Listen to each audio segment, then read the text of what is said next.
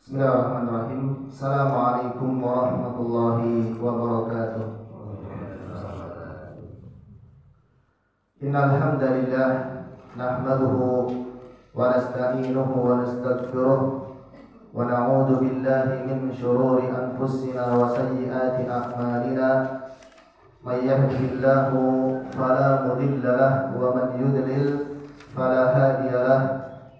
أشهد أن لا إله إلا الله وحده لا شريك له وأشهد أن محمدا عبده ورسوله يا أيها الذين آمنوا اتقوا الله حق تقاته ولا تموتن إلا وأنتم مسلمون فقال يا أيها الناس اتقوا ربكم الذي خلقكم من نفس واحدة وخلق منها زوجها وبث منهما رجالا كثيرا ونساء واتقوا الله الذي تساءلون به والأرحام إن الله كان عليكم رقيبا وقال تعالى يا أيها الذين آمنوا اتقوا الله وقولوا قولا سديدا يصلح لكم أعمالكم ويغفر لكم ذنوبكم ومن يطع الله ورسوله فقد فاز فوزا عظيما.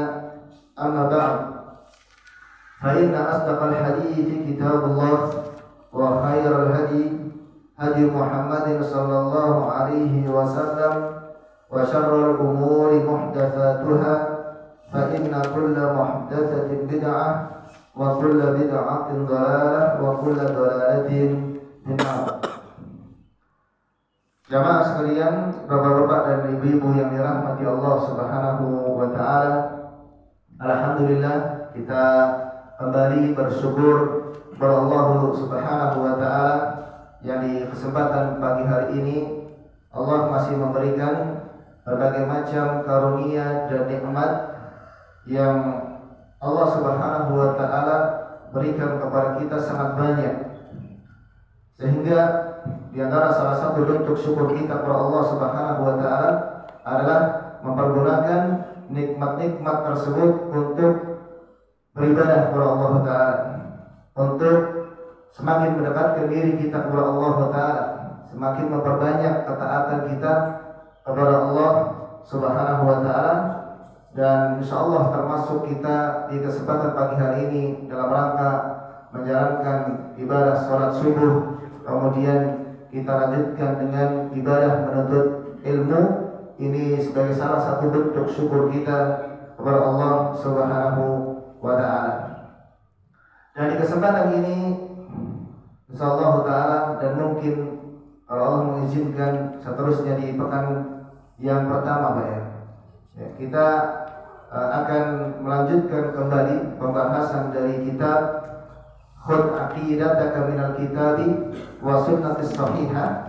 Ambillah akidahmu dari Al-Quran dan sunnah yang sahih yang ditulis oleh Syekh Muhammad bin Jamil Zainu rahimahullahu ta'ala, yang sebelumnya diampu atau diisi oleh Al-Ustaz Abdul Saqib rahimahullahu ta'ala rahmatan wasi'ah. Dan di kesempatan ini jemaah sekalian yang dirahmati Allah taala, pembahasan kita kemarin pada pembahasan tentang bab asyirkul akbar, tentang syirik besar. Di mana syirik besar adalah salah satu perbuatan dosa yang paling besar dosanya di sisi Allah Subhanahu wa taala. Kemarin sudah sempat kita bahas pada kajian yang lalu tentang dosa kesyirikan. Ada syirik besar dan ada syirik kecil. Dan dosa yang paling besar, yang paling berbahaya adalah kesyirikan kepada Allah Subhanahu wa taala. Yang melakukan kesyirikan kepada Allah, memalingkan ibadah kepada selain Allah Subhanahu wa taala, atau seseorang yang menjadikan sekutu, tandingan bagi Allah Subhanahu wa taala di dalam beribadah kepadanya. Dalil-dalil dari Al-Qur'an dan hadis Nabi sallallahu alaihi wasallam yang berkaitan dengan bahayanya dosa syirik ini sudah pernah kita sampaikan ya. Kemudian di antara salah satu dosa kesyirikan ya, atau salah satu bentuk kesyirikan adalah syirkul doa, syirik di dalam berdoa ya. Dan ini mungkin sudah dibahas ya pada bab ini ya, pada pertanyaan yang keempat ya. Pada pertanyaan yang keempat ketika Syekh ya, beliau menyebutkan ya, bagi yang punya kitab aslinya mungkin di situ ada sin 4 ya, artinya as-su'alul ar-rabi, pertanyaan yang keempat ya, karena Syekh Muhammad bin Jamil Zaid rahimahullah taala beliau menuliskan kitab ini dalam bentuk apa? Soal jawab ya. Dan ini penting ini ya, dalam bentuk soal jawab. Di pertanyaan yang keempat kemarin beliau menyebutkan ma hukmu du'ail amwati awil ghaibin.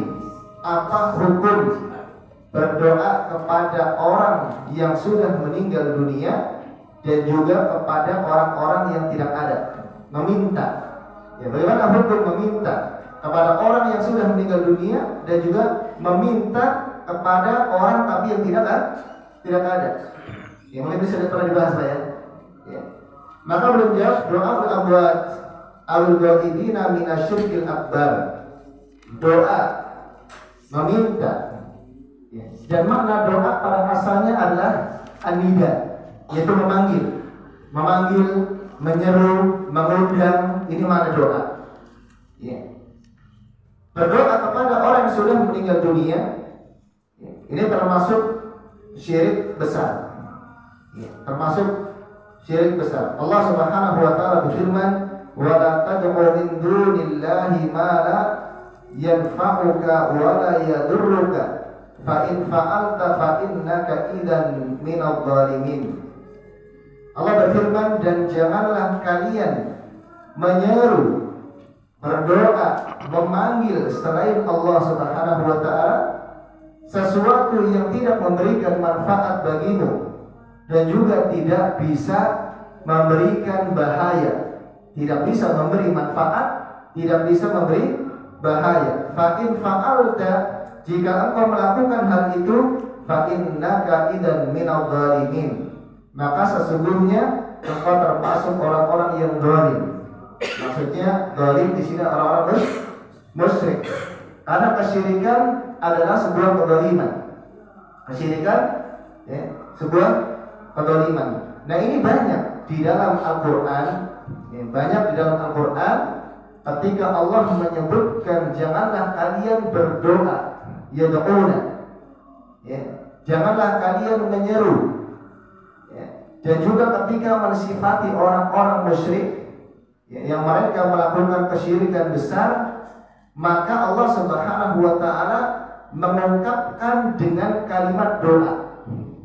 Mengungkapkan dengan kalimat doa. Bahwasanya menyeru orang yang sudah meninggal dunia, ya, ini enggak nyembah seperti ini enggak. Ya. Tetapi apa?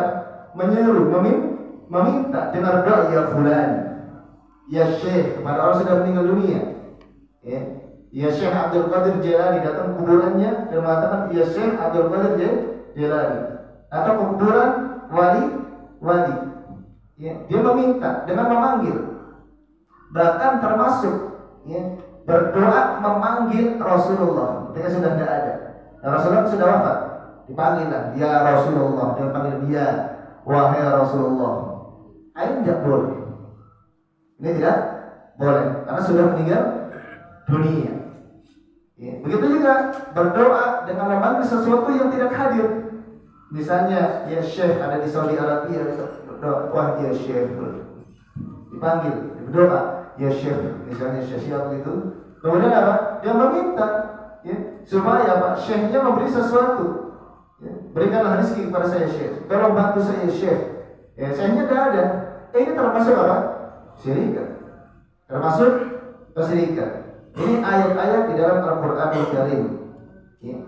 Wa qala sallallahu alaihi wasallam, dan Nabi sallallahu alaihi wasallam bersabda, "Man mata wa huwa yad'u min dunillahi niddan dakhala an-nar."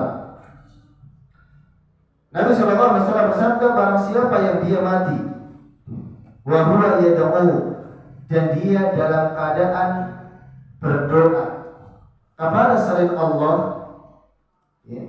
Maksudnya adalah dia menyeru tandingan selain Allah, atau bisa juga maknanya da'a di sini adalah yaj'al, menjadikan, dia menjadikan tandingan, ya, untuk selain Allah, maka dia akan masuk ke dalam neraka. Dan hadis ini menunjukkan bahwasanya orang yang menyeru selain Allah, baik ya, patung atau baik pohon ya, yang dianggap keramat, ya, ataupun batu yang dianggap apa? Keramat, memiliki bisa mendatangkan manfaat atau menghilangkan madarat, bahaya, atau memanggil orang yang sudah meninggal dunia dan dia meminta kepadanya, itu sama saja dia menjadikan tandingan selain Allah Subhanahu wa taala. Maka Nabi sallallahu alaihi wasallam menyatakan orang tersebut dia musyrik, keluar dari Islam. Ya. Jadi akan diancam dengan neraka, kekal di dalam neraka. Ini yang disebutkan di dalam Al-Qur'anul Karim dan juga oleh Nabi sallallahu alaihi wasallam bahwasanya berdoa kepada sesuatu selain Allah Subhanahu wa taala, sesuatu yang sudah meninggal dunia, sesuatu yang gaib. Yang gaib itu bisa manusia juga bisa apa? Jin ya. Bisa jin ya. Maka orang tersebut dia telah melakukan kesyirikan dengan kesyirikan yang besar dan diancam dengan neraka oleh Allah Subhanahu wa taala. Dan kemarin ayat yang sudah kita sampaikan ya, innal ladina ketika Allah Subhanahu wa taala berfirman ya, dalam ayat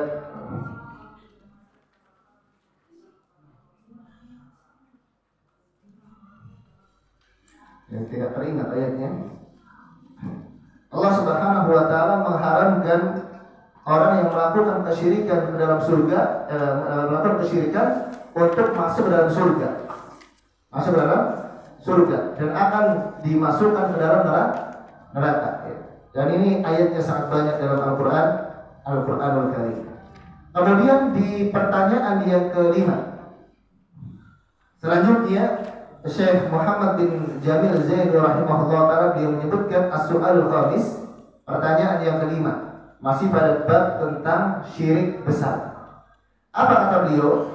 Hal doa ibadatun, apakah doa itu ibadah?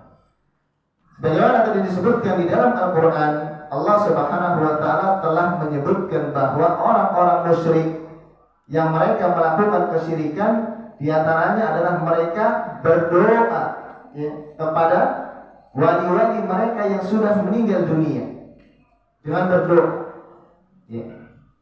Lalu apakah doa itu ibadah? Sehingga apa?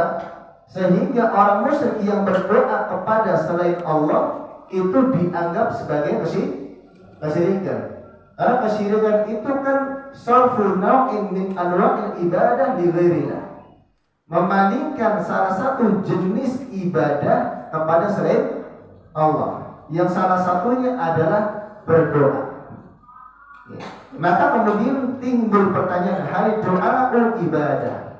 Apakah doa itu ibadah atau bukan? Maka jawabannya adalah na'am, ad-du'a'u ibadatun. Benar, doa itu adalah ibadah. Bahkan doa itu merupakan ibadah yang paling agung, di mana seorang bisa mendekatkan diri kepada Allah Subhanahu wa taala. Ketika seseorang dia berdoa kepada Allah, pada hakikatnya dia sedang beribadah kepada Allah. Dia sedang mendekatkan diri kepada Allah Subhanahu wa taala. Begitu juga ketika seseorang dia berdoa kepada selain Allah, berdoa kepada kuburan-kuburan, meminta, berdoa kepada pohon ya, yang dianggap keramat. Biasanya pohonnya besar ya, pohon besar ya, sudah berusia puluhan tahun atau ratusan tahun, kemudian dianggap apa? Angker, berarti ada penghuninya, ya, maka kemudian berdoa orang itu. Ya, selain berdoa dia kasih apa? Sesajen.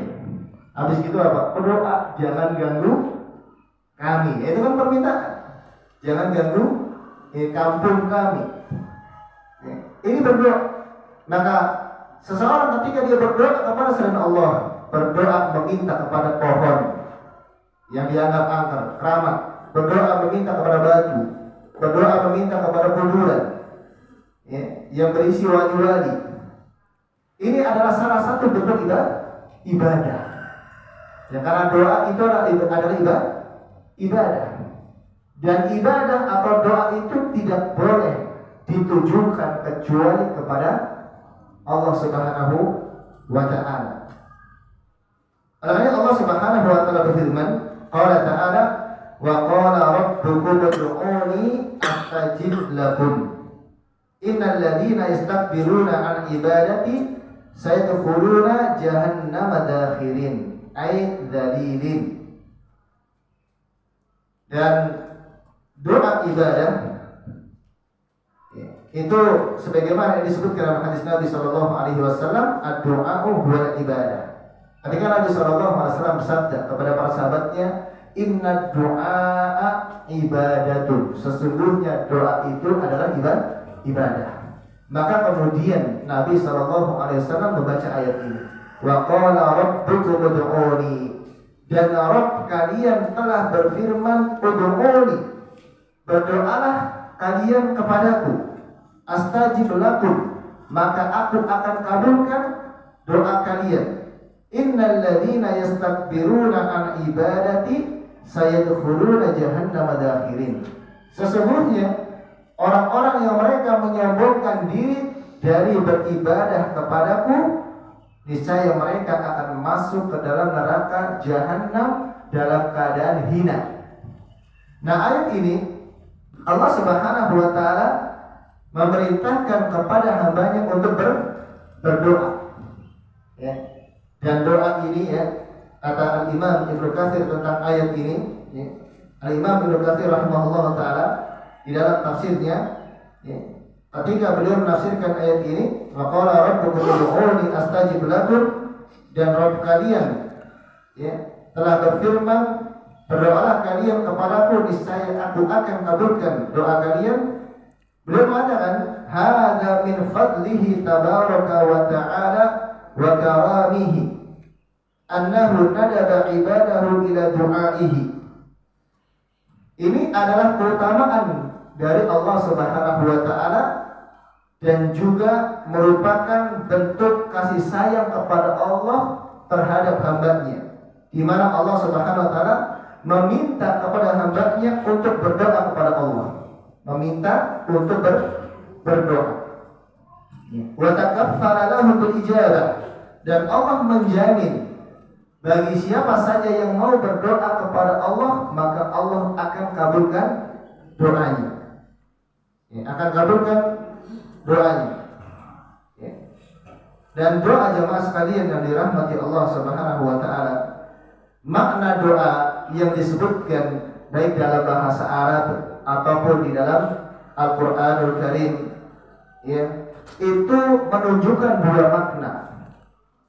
Oleh karena itu para ulama membagi doa itu ada dua. Ya, doa itu ada dua. Yang pertama adalah doa ibadah. Ya, doa ibadah. Yang dimaksud dengan doa ibadah yaitu seseorang dia beribadah kepada Allah Subhanahu wa ta'ala dengan berbagai macam jenis ibadah. Ini namanya doa ibadah. Kenapa? Doa itu adalah ibadah. Nah, ketika seseorang dia beribadah kepada Allah Subhanahu wa ta'ala dengan berbagai macam jenis ibadah, baik dengan ibadah hati. Ada ibadah hati. Jadi ibadah itu ada tiga. Ya, ibadah hati, ibadah dengan ibadah apa? Dengan anggota badan, dan juga ibadah dengan harta. Ya, baik dengan ibadah hati. Apa contohnya ibadah yang dilakukan dengan hati? Jemaah sekalian? Ikhlas, betul. Terus apa lagi? Hah? Apa? Niat. Roja, ya. Roja berharap kepada Allah Subhanahu wa taala. Kemudian mahabbah, cinta kepada Allah Subhanahu wa taala. Kemudian khauf, rasa takut kepada Allah Subhanahu, takut akan azab Allah taala. Kemudian tawakal kepada Allah Subhanahu wa taala. Ini adalah ibadah-ibadah hati dan termasuk doa. Ya, takut takut dari azab Allah. Maka kemudian berlindung kepada Allah Subhanahu wa taala dengan hatinya. Cinta kepada Allah, mengharapkan kasih sayang Allah. Kemudian begitu juga roja. Ini adalah amalan ibadah hati dan itu adalah doa. Karena doa itu adalah ibadah. Kemudian yang kedua adalah ibadah dengan badan. Ya, seperti sholat, ya. Kemudian puasa, kemudian berhaji, bahkan haji itu termasuk ibadah dengan dengan anggota badan dan harta. Ya. Kemudian tilawatul Quran, ya, yang dengan lisan termasuk ibadah anggota badan. Ya, tilawatul Quran, membaca Al-Quran, kemudian juga berdakwah, amar ma'ruf nahi mungkar, ya. Dan seterusnya yang ibadah tersebut dilakukan dengan anggota badan. Kemudian yang ketiga adalah ibadah dengan hati, dengan harta. Ibadah dengan harta. Ya seperti mengeluarkan zakat, bersedekah. Ya, ini adalah ibadah dengan harta. Nah, inilah yang dimaksud dengan doa ibadah, yaitu seseorang dia melakukan salah satu bentuk ibadah kepada Allah Subhanahu wa taala, maka ini hakikatnya adalah doa. Ya, doa ibadah. Maka setiap orang yang melakukan melakukan hal ini, ya, maka dia pada hakikatnya berdoa kepada Allah Subhanahu wa taala. Ini yang pertama, doa ibadah.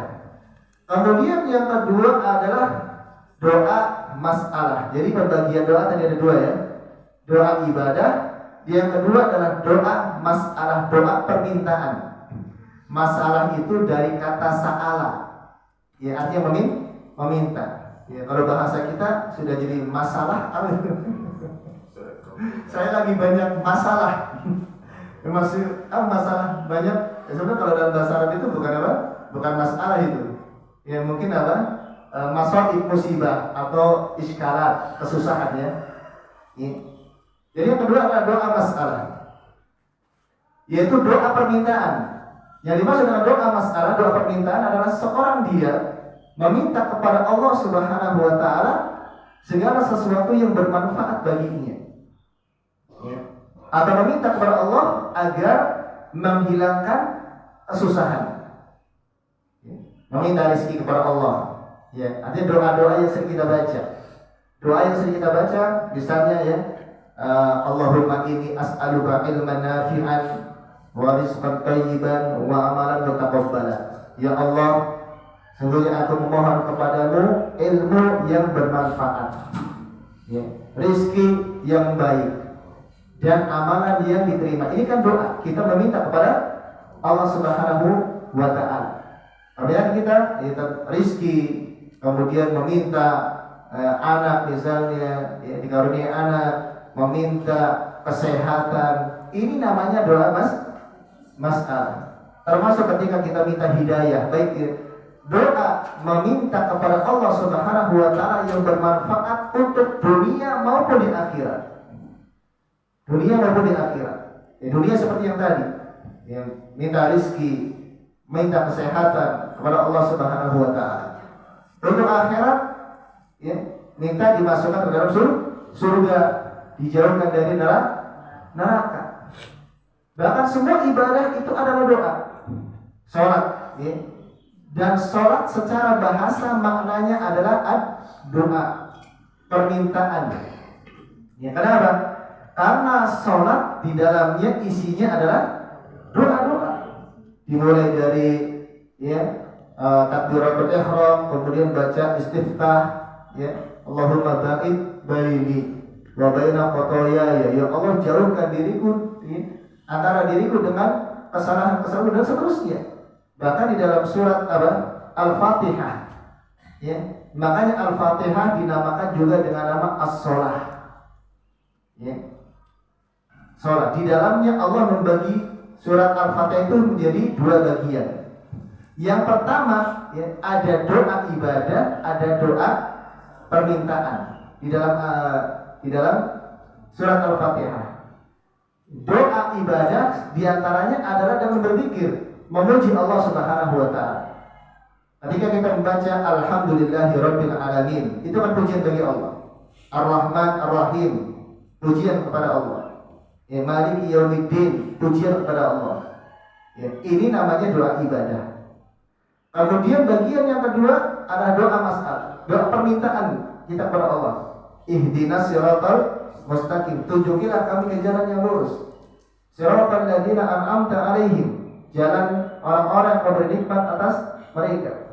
Makanya kata Allah Subhanahu wa taala dalam hadis qudsi, ya, qasamtus salata baini wa baina 'abdi qismaini nisfaini. Aku membagi salat yang maksudnya Al-Fatihah antara diriku dan hambaku menjadi dua bagian. Ya. Walil abdi masa'ala, dan bagi hambaku akan aku berikan apa yang dia minta.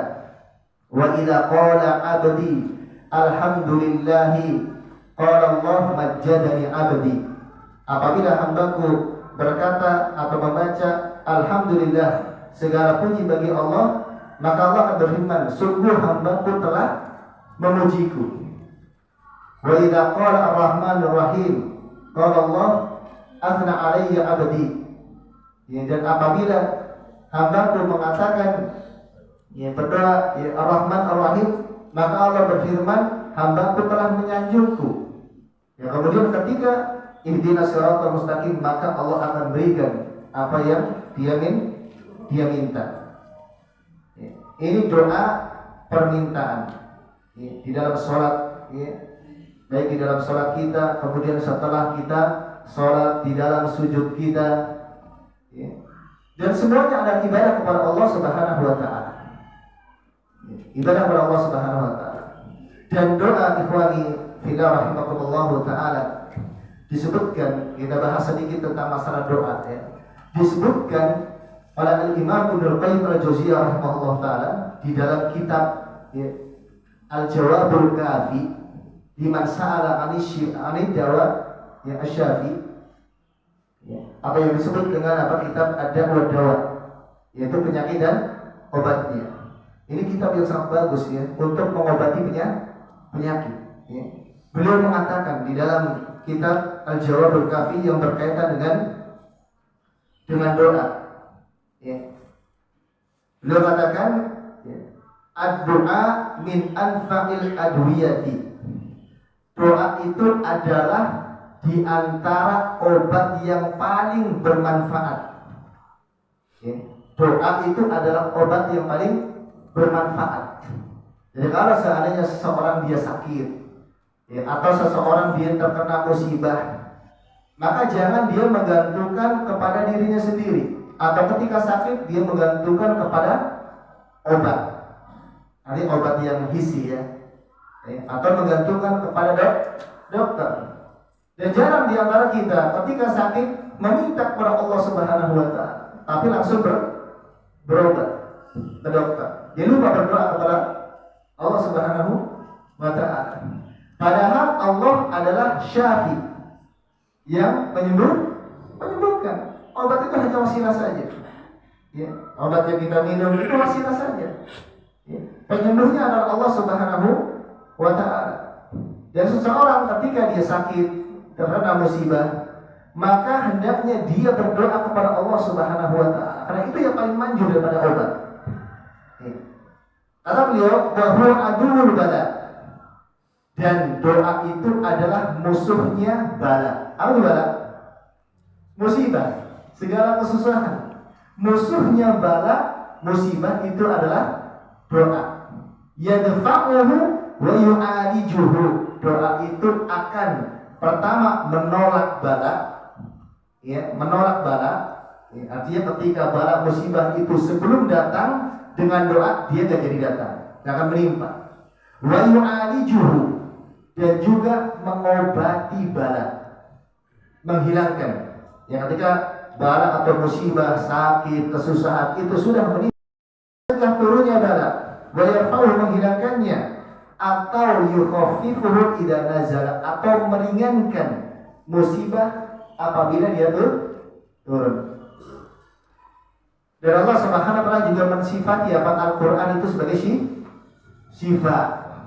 Ya, kalau kita baca Al-Qur'an dan baca hadis Nabi sallallahu alaihi wasallam, obat dari seluruh penyakit itu ada pada doa. Enggak pernah menyebutkan Al-Qur'an bahwasanya obat yang sakit kepala adalah bodrek, ya, atau obat untuk kanker adalah begini, ya. Ketika seseorang dia berobat dengan Al-Qur'anul Karim atau berobat dengan hadis Nabi SAW, itu pasti ada kesembuhan dan ada kebaikan. Ya. Ada kesembuhan dan ada kebaikan. Hanya saja, ya, kesembuhan dari musibah atau kesembuhan dari penyakit ketika seseorang dia berdoa itu ada syarat-syaratnya. Mungkin itulah ketika seseorang dia berdoa kepada Allah Subhanahu wa taala dari hal-hal yang keburukan, itu tidak dikabulkan oleh Allah Subhanahu wa taala karena tidak terpenuhi syarat-syaratnya. Maka ketika berdoa agar doanya diterima oleh Allah, ya, maka harus terpenuhi syaratnya. Apa saja syaratnya? Yang pertama adalah an yakuna doaan masyru'an. Doanya itu disyariatkan. Doanya itu adalah doa yang disyariatkan. Oleh karena itu ketika kita berdoa, kalau bisa, ya, maka yang lebih baik adalah berdoa dengan doa yang Allah ajarkan dalam Al-Qur'an, atau doa yang ajarkan lafadznya diajarkan oleh Nabi Shallallahu Alaihi Wasallam dalam hadisnya. Ini paling baik. Kalau tidak bisa ya apa-apa, doa dengan apa? Lafaz sendiri. Yang penting disyariatkan. Ini apa? Doa tersebut dibolehkan. Ya kan, doa yang tidak dibolehkan, ya doa laknat, mendoakan kejelekan, ya, atau dengan doa yang kandungannya terdapat kesyirikan, ya, seperti berdoa tawassul, ya, berdoa dengan menyebutkan apa? Dengan perantara makhluknya misalnya, itu tidak boleh.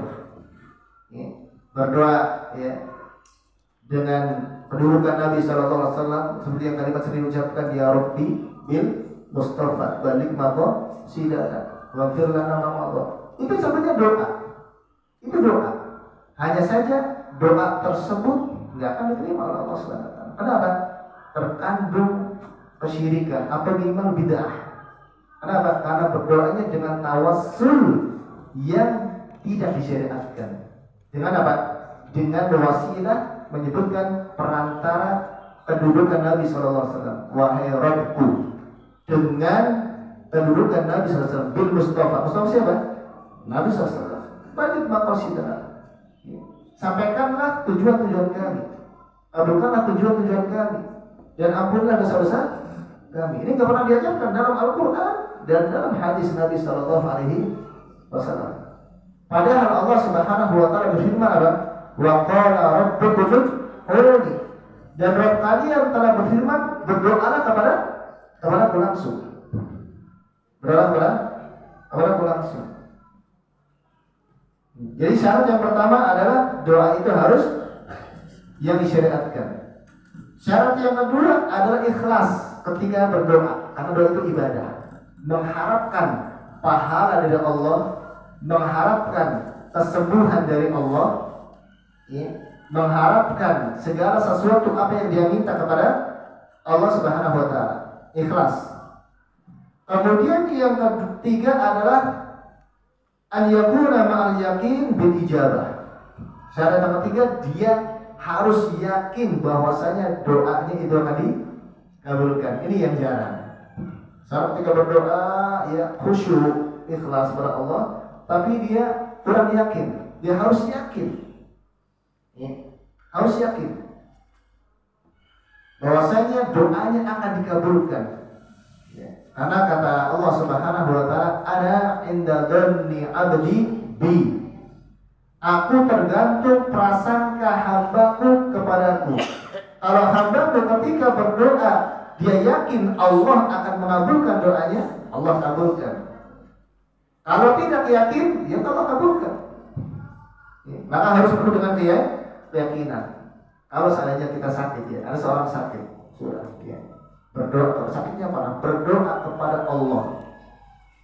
Ya, dia minum air putih saja, seperti yang dilakukan oleh Ibnu Qayyim. Ya. Ketika Ibnu Qayyim sedang berhaji di Ka'bah, sakit kepala yang sangat berat. Sudah datang ke dokter, itu coba berusaha untuk cari sebab-sebabnya. Kemudian apa? Tidak ada dokter, maka kemudian beliau minum air zam-zam, ya, dengan doa surat Al-Fatihah, dibaca surat Al-Fatihah, doa. Ya. Kemudian apa? Allah sembuhkan. Allah sembuhkan.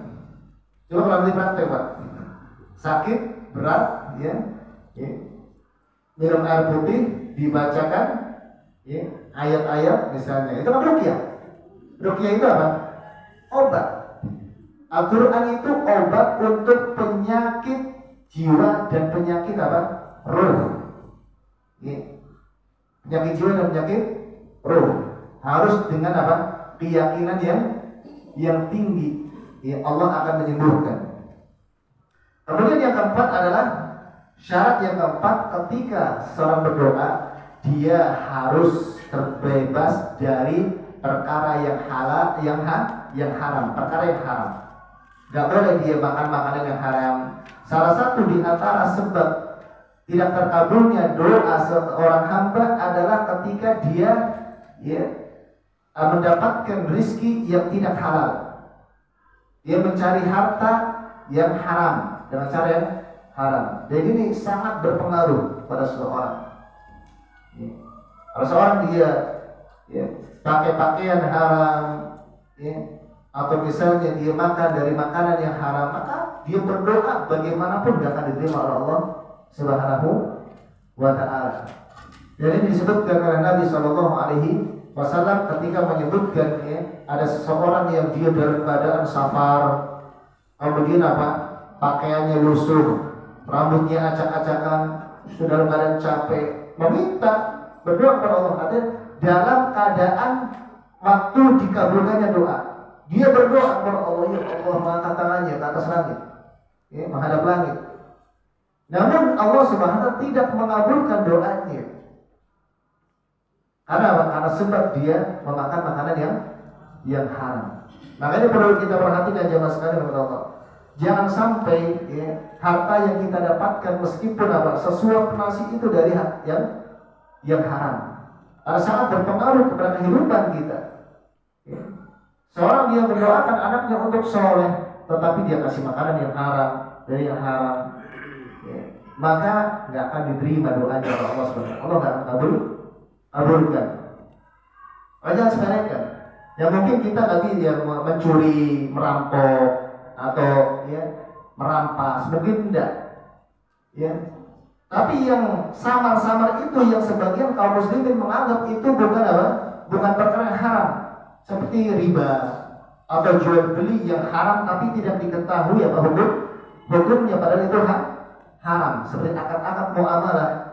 Nah, ini harus dipelajari, dari mana kita mendapatkan harta tersebut, kemudian dengan apakah dengan cara yang halal atau dengan cara yang haram. Ini sangat berpengaruh.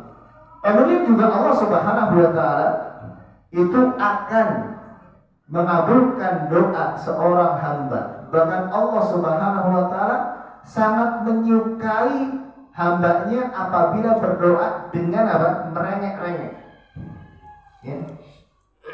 Innallaha yuhibbul mulihina fid du'a.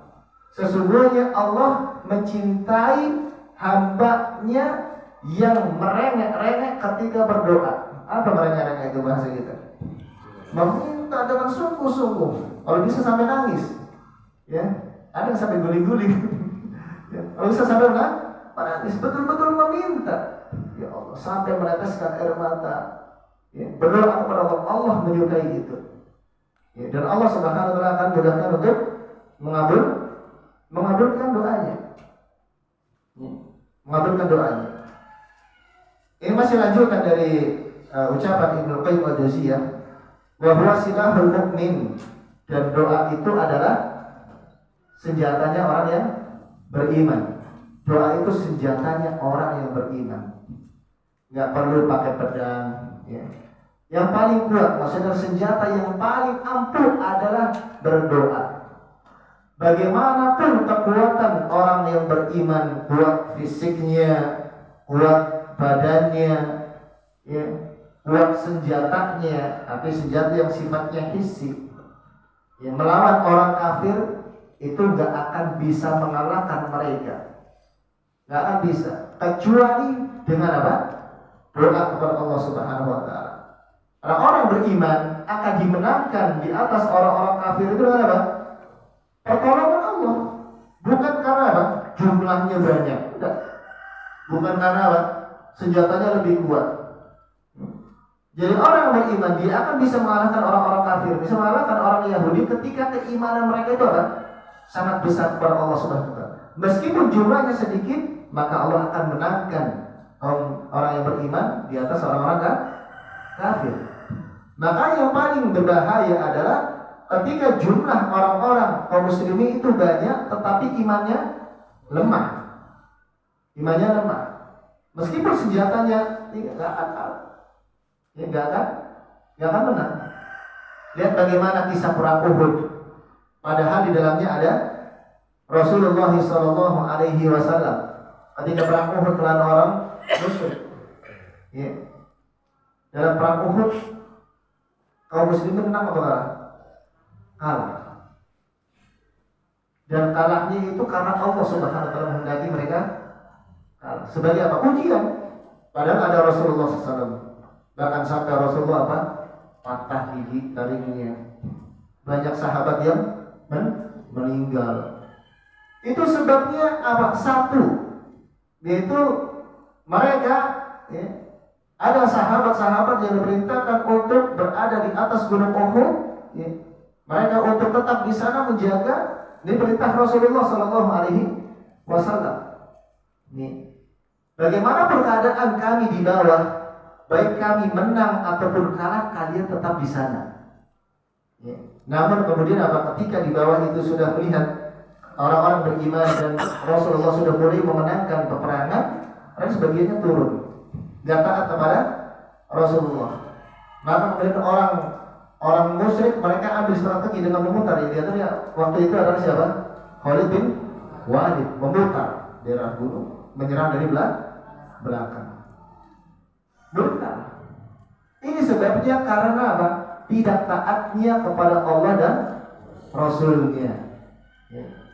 Tapi kalau seandainya taat kepada Allah dan Rasulnya, jumlah sedikit pun akan Allah menangkan. Seperti di mana? Ketika perang Badar, yang hanya sekian, ya, melawan, ya, begitu banyak orang-orang musyrik, tapi Allah menangkan. Bahkan dalam Al-Quran Allah sebutkan apa? Dengan bantuan para malaikat, ribuan malaikat. Sampai Abu Sufyan, ya, ketika sudah masuk Islam pada waktu itu di perang Badar, Abu Sufyan tokohnya orang Muslim pada saat itu selamat. Ya. Karena Abu Sufyan ketika perang Badar itu melihat, ya, orang-orang yang berpakaian putih menunggang kuda menghunuskan apa? Pedang. Itu para malaikat. Para malaikat.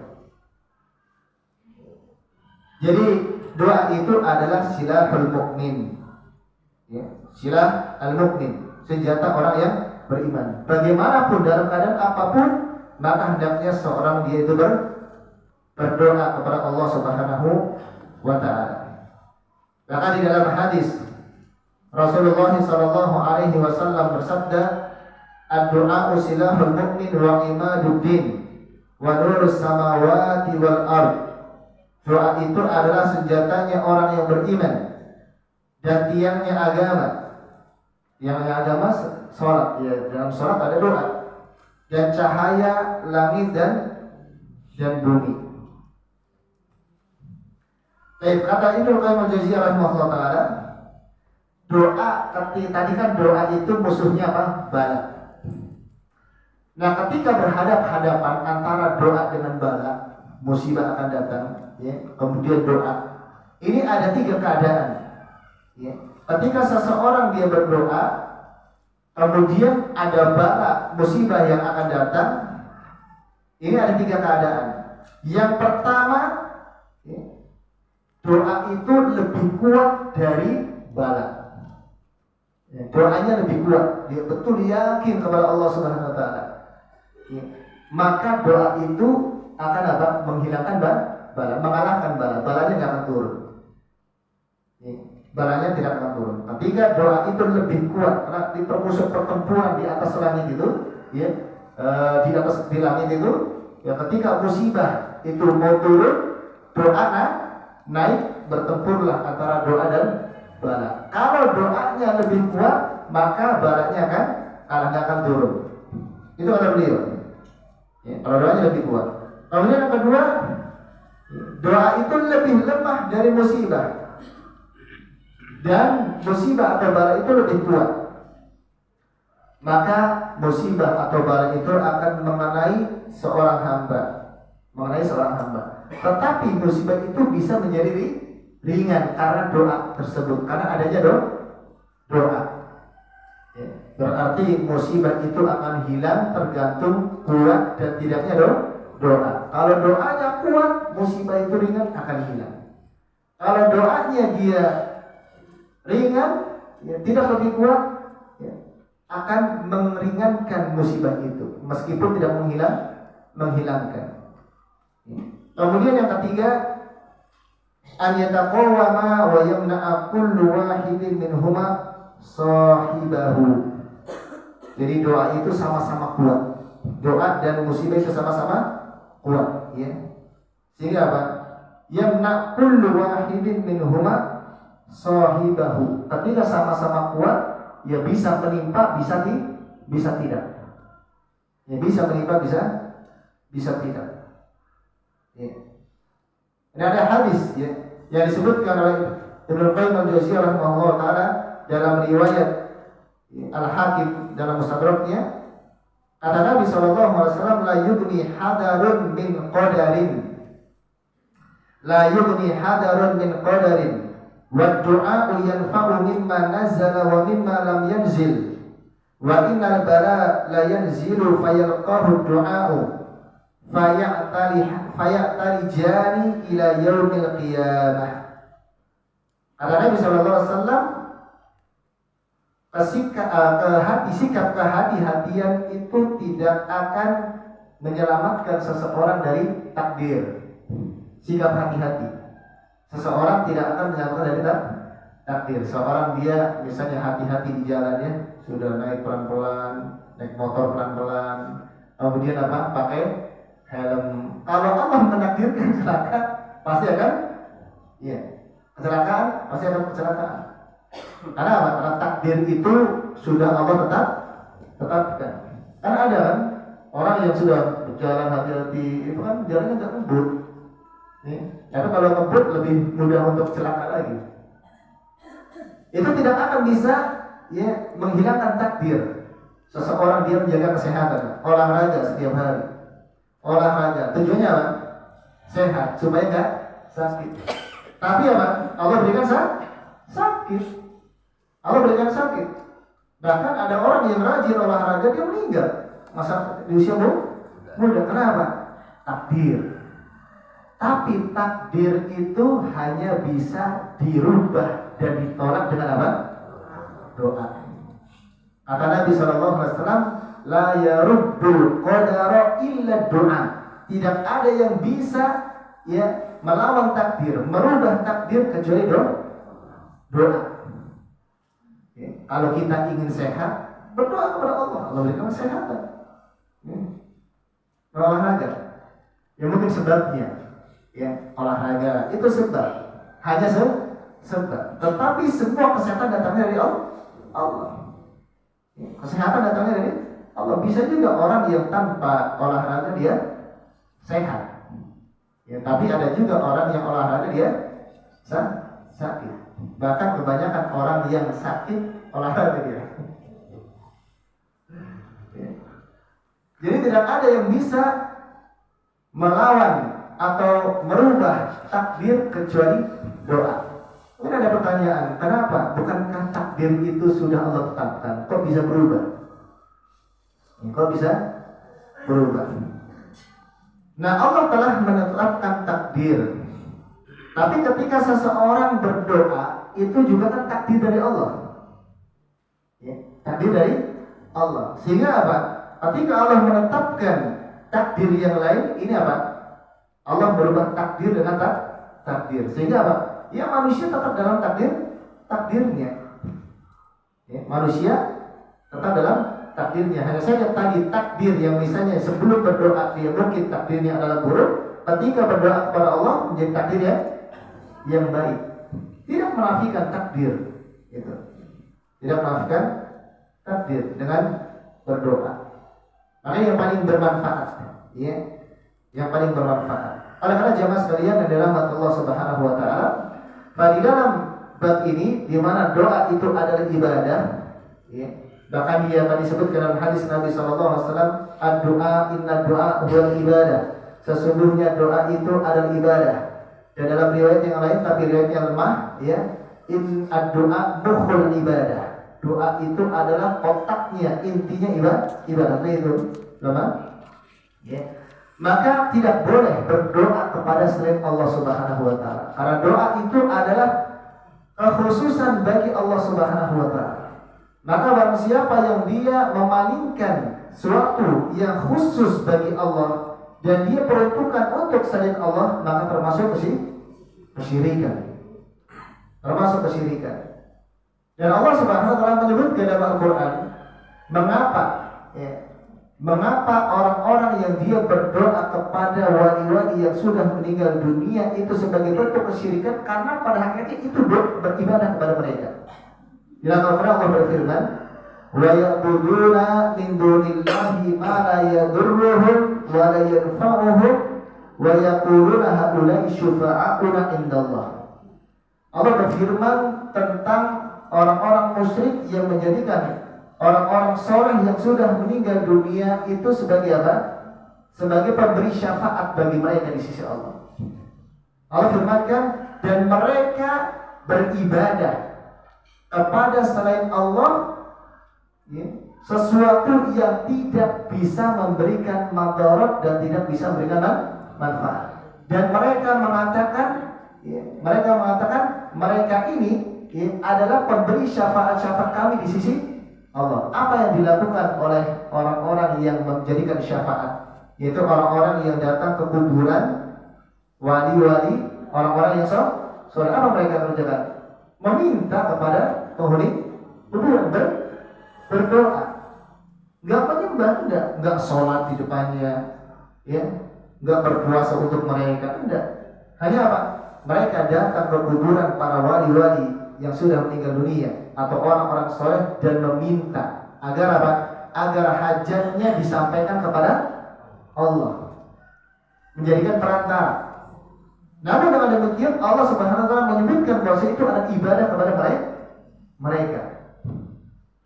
Dan dalam ayat yang lain Allah berfirman, walladzina takhadhu min dunihi awliya, dan orang-orang yang menjadikan selain Allah itu wali-wali, penolong-penolong, mana na'buduhum illa liyuqarribuna ila Allahi zulfa. Mereka mengatakan, kami tidak menyembah wali-wali tersebut kecuali kami hanya berdoa kepada mereka, meminta kepada mereka agar mereka menjadikan kami itu dekat kepada Allah dengan sedekat-dekatnya. Tujuannya mereka berdoa untuk apa? Mintanya kepada Allah tetapi melalui perantara berdoa. Jadi itu ibadah, itu adalah syirik besar. Itu termasuk syirik besar. Dan ini, ya, yang disebutkan oleh para ulama juga, ya, termasuk kesyirikan besar yang ketiga. Dan kesyirikan ini berdoa meminta kepada, ya, orang-orang soleh yang sudah meninggal dunia, itu adalah kesyirikan orang-orang terdahulu. Orang-orang pertama melakukan kesyirikan awalnya adalah begitu, menjadikan orang-orang yang soleh di antara mereka ketika meninggal dunia kemudian apa? gulu terhadap orang-orang yang soleh. Dari dulu sekarang hingga akhir zaman kesyirikannya sama, yaitu menjadikan kuburan orang-orang yang soleh itu sebagai tempat untuk meminta. Dari dulu, mulai dari zaman Nabi Nuh, zaman Rasulullah SAW, zaman sampai akhir zaman, sampai hari ini. Bahkan yang mereka berkata di Islam, mereka sholat, mereka puasa, mereka zakat, haji, ketika memerlukan kebutuhan, mereka datang ke kuburan orang-orang soleh. Mereka itu kejahilan berbahaya. Mereka menganggap bahwasanya itu bukan kesyirikan. Ketika meminta kepada orang soleh, menyembah kepada orang soleh, itu bukan kesyirikan. Dan pemahaman mereka kesyirikan itu kalau menyembah patung, menyembah batu, menyembah pohon, itu adalah kesyirikan. Ini dalilnya bahwasanya doa ibadah, wa qala rabbukum ud'uni astajib lakum innal ladzina yastakbiruna 'an ibadati. Sesungguhnya orang-orang yang sombong dari beribadah kepadaku, orang yang tidak mau berdoa kepada Allah, berarti dia tidak mau bergerak kepada Allah. Berarti dia sombong. Dalam hadis Nabi SAW bersabda, "Man lam yas'alillaha ghadiba alaihi." Barang siapa yang dia tidak pernah meminta kepada Allah, maka Allah akan murka kepadanya. Dan orang yang tidak pernah meminta kepada Allah, orang yang tidak pernah berdoa kepada Allah, maka dia sombong. Pada hakikatnya dia lemah, tapi sombong. Karena Allah ancam dengan sayadkhuluna jahannama dakhirin. Mereka akan masuk dalam neraka jahanam dalam keadaan hina. Dalam keadaan hina. Ayat dalilin. Wa qala sallallahu alaihi wasallam ad-du'a'u huwal ibadah. Doa itu adalah ibadah. Maka dari pertanyaan ini, jemaah sekalian dengan Allah Subhanahu wa taala, jelaslah bahwa doa itu ibadah dan harus kita peruntukkan untuk semata-mata kepada Allah Subhanahu wa taala. Ketika kita menginginkan sesuatu, maka langsung meminta kepada Allah Subhanahu wa taala, jangan meminta kepada makhluk. Jangan minta kepada makhluk. Jangan berharap pada makhluk. Karena akan kecewa, dan itu termasuk perkara yang dilarang. Tetapi kalau misalnya meminta kepada makhluk memang dia sanggup, maka itu juga dibolehkan. Itu dibolehkan dengan apa? Menjadikan sebagai sebab saja. Dengan menjadikan sebab, bukan menjadikan sebagai yang memberikan hajatnya atau memberikan kesembuhan, tapi menyandarkannya kepada Allah Subhanahu wa taala. Kemudian pertanyaan yang ke-6. Beliau mengatakan, hal yasma'ul amwatu ad-du'a. Apakah orang-orang yang sudah meninggal dunia itu bisa mendengar doa permintaan? Bisa tidak? Tidak bisa. Secara akal yang sehat, orang yang sudah meninggal itu gak akan bisa mendengar doa. Jangankan yang sudah meninggal, yang masih hidup saja, kalau dia jauh bisa nggak? Ketika kita panggil, nggak bisa. Apalagi orang sudah meninggal dunia. Maka inilah mengapa berdoa meminta kepada orang-orang sudah meninggal dunia termasuk kesyirikan. Karena merusak akal. Akalnya rusak. Orang yang dia meminta kepada orang sudah meninggal dunia, akalnya rusak. Oleh karena itu sering Allah Subhanahu wa taala itu di dalam Al-Qur'anul Karim mengajak orang-orang yang mereka melakukan kesyirikan untuk menggunakan akal sehatnya. Menggunakan akal sehatnya. Di antaranya misalnya dakwahnya Nabi Ibrahim kepada bapaknya Azar. Ini bapaknya Azar ini orang yang bertugas membuat patung, lalu disembah untuk dirinya dan kaumnya. Maka Nabi Ibrahim berdakwah kepada ayahnya ketika Ibrahim berkata, Ya abati lima ta'budu ma la yasma'u wa la yubsiru wa la yughni anka syai'an. Wahai ayahku, mengapa engkau menyembah sesuatu yang tidak mendengar, tidak bisa melihat, dan tidak bisa bermanfaat bagimu?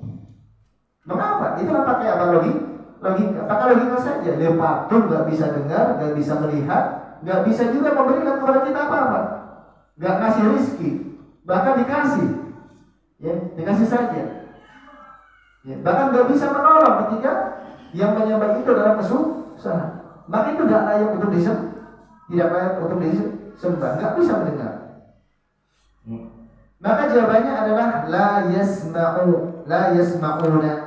Orang yang sudah meninggal dunia, ketika diseru dimintai permintaan, mereka tidak akan bisa mendengar, tidak bisa mendengar. Dalilnya adalah firman Allah Ta'ala dalam surat An-Naml, innaka la tusmi'ul mauta. Sesungguhnya engkau wahai Muhammad tidak bisa memperdengarkan ucapanmu kepada orang yang sudah meninggal dunia. Namun Allah menjadikan orang yang sudah meninggal dunia, orang-orang yang beriman, bisa mendengar cuma satu kalimat saja. Apa? Pernah kita bahas bahasa bukan di tempat ini ya. Yaitu apa? Ucapan salam. Ucapan salam orang yang datang ke kuburan. Assalamualaikum. Dan ini bukan permintaan doa, tapi mendoakan. Orang yang beriman di alam kuburnya, Allah luaskan kuburnya sejauh mata memandang, kemudian dibukakan pintu surga, sehingga apa? Rohnya nanti berjalan di surga, sebagaimana dalam hadis, berjalan di surga, rohnya ada di surga, dan akan kembali kepada jasadnya ke kuburannya untuk mengucapkan salam kepada orang memberikan salam. Makanya kita diajarkan assalamualaikum ahla diyar. Itu dalam hadis seperti itu. Namun ucapan-ucapan yang lain itu mereka tidak bisa mendengar. Dan mendengar ucapan salam dan bisa menjawab salam itu pun dengan apa? Izin Allah Subhanahu wa Ta'ala. Dan pada asalnya innaka la tusmi'ul mauta, sesungguhnya engkau tidak bisa memperdengarkan orang-orang yang sudah meninggal dunia. Dan dalam ayat ini tentunya ada larangan bagi manusia, bagi kita untuk apa? Untuk tidak berbicara kepada orang sudah meninggal dunia. Karena orang sudah meninggal dunia tidak akan bisa mendengar.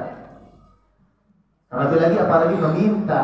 Jangankan mengabulkan doa permintaan, mendengar saja tidak bisa. Di dalam ayat yang lain dalam surat Fatir, Allah berfirman, wa ma anta bimusmi'in man fil qubur. Dan tidaklah engkau bisa memperdengarkan orang yang sudah meninggal dunia di dalam kuburan. Tidak bisa meminta kepada mereka, memanggil mereka. Oleh karena akal yang sehat itu apa? Adalah orang ketika dia datang ke kuburan orang sudah meninggal dunia, itu apa? Didoakan, bukan dimintai. Diberikan doa. Kenapa? Karena kita tidak tahu orang sudah meninggal itu gak ada jaminan dia akan selamat atau tidak di dalam kuburannya. Sehingga apa? Sehingga Nabi SAW itu memerintahkan kepada orang yang masih hidup untuk mendoakan orang sudah meninggal dunia. Kenapa? Orang yang paling butuh pertolongan atau doa dari orang masih hidup adalah orang sudah meninggal dunia. Didoakan, bukan kemudian apa? Orang yang masih hidup kemudian meminta kepada orang sudah meninggal dunia, itu kan kebalik. Dan akalnya tidak benar. Dan itu termasuk dalam kesyirikan kepada Allah Subhanahu wa Ta'ala. Lihat bagaimana akal yang tidak digunakan, akal sehat yang tidak digunakan, itu akan menyebabkan seseorang jatuh kepada kebinasaan. Makanya akal sehat itu harus digunakan untuk apa? Untuk memahami Al-Quran dan Sunnah. Wa ma anta bimusmi'in man fil qubur. Ini dalil yang menunjukkan bahwasanya orang-orang yang meninggal dunia itu tidak bisa mendengar apa yang diucapkan oleh orang yang hidup yang meminta kepada kuburan, ya. Dan bahwasanya itu adalah termasuk perbuatan kesyirikan kepada Allah Subhanahu wa taala. Mungkin ini saja jemaah sekalian dari mata Allah taala tentang doa itu adalah ibadah, ya. Dan juga orang yang sudah meninggal dunia itu dalil dari Al-Qur'an dan Sunnah itu tidak bisa mendengar. Dan yang diperintahkan oleh kita terhadap orang-orang yang sudah meninggal dunia, baik orang soleh ataupun bukan orang yang soleh, untuk mendoakan mereka. Doanya untuk mereka itu kepada Allah. Yang mendengar adalah Allah Subhanahu wa taala, bukan meminta kepada mereka. Karena meminta kepada mereka, mereka nggak bisa dengar, dan itu meminta kepada selain Allah sesuatu yang tidak bisa dilakukan kecuali hanya Allah, termasuk kesyirikan di sisi Allah Subhanahu wa ta'ala. Karena sudah ada pertanyaan yang masuk, ini tanda yang berziarah kubur kepada orang tuanya yang sudah meninggal, tahu bahwa anaknya berdoa kepadanya? Tidak tahu. Karena orang sudah meninggal, ya, di dalam kuburnya dia tidak mengetahui apa yang terjadi di dunia, karena sudah berbeda alam, ya, karena sudah berbeda alam. Maka tidak bisa dia mengetahui anaknya sedang apa, apakah sedang berdoa, apakah sedang susah, apakah sedang bahagia. Tidak bisa, ya, tidak bisa. Dan masalah ziarah kubur pada asalnya dilarang oleh Rasulullah SAW. Dilarang awalnya, ya. Sahabat dahulu ketika awal-awal Islam dilarang oleh Rasulullah ziarah kubur. Kenapa? Karena ya, ketika keimanan mereka masih lemah dan mereka belum mengetahui tauhid, itu akan menyebabkan mereka melakukan kesyirikan. Apa? Mau bertanya, Ustaz? Jika berdoa Allahumma inni as'alukal jannatal firdaus al-a'la bi ghairi hisabin bi ghairi adzabin wa a'udzu bika minan nar, namun nanti hati ada takut tidak diterima karena terlalu banyak dosa pada dirinya, apakah perasaan tersebut termasuk ragu? Tidak, ya. Jadi kalau seorang, ya, dia berdoa kepada Allah Subhanahu wa taala, berdoa apa saja, maka memang harus ada 3 hal, ya, pada dirinya. Dan ini bukan termasuk ragu, ya. Tapi itu termasuk apa? Khauf, kan? Takut, kan? Bukan ragu. Takut tidak diterima. Itu bukan ragu, ya. Tapi takut. Ya. Adalah termasuk ibadah. Dan ibadah itu rukunnya ada 3, rukun ibadah. Kalau syaratnya 2, syarat ibadah ikhlas sama mutaba'ah. Rukun ibadah ada 3. Yang pertama adalah roja, berharap kepada Allah agar ibadahnya diterima, doanya diterima. Yang kedua apa? Khauf, ya, khauf, takut ibadahnya diterima. Yang ketiga adalah al-mahabbah, itu apa? Dengan cinta. Itu harus 3 itu harus ada. Namun ketika seorang dia berdoa kepada Allah, berharap benar kepada Allah, ketika dia takut, ya, tidak akan diterima, itu pasti dia akan berharap yang besar kepada Allah agar diterima doanya. Maka ini bukan perkara yang ragu, tetapi ini justru termasuk di antara perkara yang dianjurkan karena takut, ya, doanya tidak diterima, ya, itu termasuk salah satu rukun ibadah. Rukun ziarah itu punya 2 faedah, 2 tujuan ziarah kubur. Yang pertama untuk mengingat kematian, yang kedua untuk mendoakan, ya, untuk mendoakan, bukan untuk yang lainnya. Kemudian bahwasanya Rasulullah SAW melarang seseorang untuk ziarah kubur di tempat yang jauh. Ini setelah Rasulullah wafat, apakah assalamualaikum atau assalamualaikum Nabi? Ini ada khilaf, ya, di antara para ulama, ya, yang intinya bahwasanya boleh assalamualaikum ayuhan nabiyyu, dan juga boleh assalamu ala nabi. Ya, assalamu ala nabi boleh di antara keduanya. Mungkin itu saja pada pagi hari ini. Aku qouli hadza sallallahu ala nabiyyina Muhammadin wa akhiru da'wana alhamdulillahi rabbil alamin. Assalamualaikum warahmatullahi wabarakatuh.